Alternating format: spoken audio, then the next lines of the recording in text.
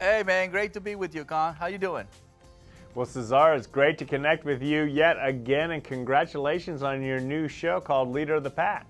Thank you very much. You know, my goal in life is to make sure I educate humans and save as many dogs as I can. You know, so that I'm very proud about this show. It's definitely bring that awareness to people. Everybody loves, you know, the educational aspect. You know, everybody learned about Cesar Millan by rehabilitation and training people. But this one, you know, has the heart, that spirit, you know, that I felt that is needed at this point. You know, 5 million dogs are euthanized in America every year. Around the world, 600 million. So I want to do something about it. And I want to show my kids, you know, that we can contribute to this world in many, many forms. Well, that truly is amazing. And with all the training you do, I've got a complex question for you. Is it harder to train a human or a dog?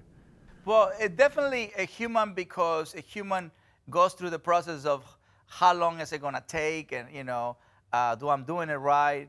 The insecurities that happens to it. It's a lot of psychological blockage, you know, that you have to go through, or emotional challenges that people have developed. A dog is the opposite. The dog is like, okay, it's an obstacle. How I'm going to jump up? You know what I mean? So they're really hands-on, you know, and that's what inspires me every single day. A dog inspires me to move on, to move forward. And when you work with, you know, rescue dogs, we humans can be absolutely cruel. And when you see the cases that I work with and how the dog moves on and say, I'm ready to move on and let go, that's very inspiring. You know, I get more inspiration from a dog than I actually get from a human.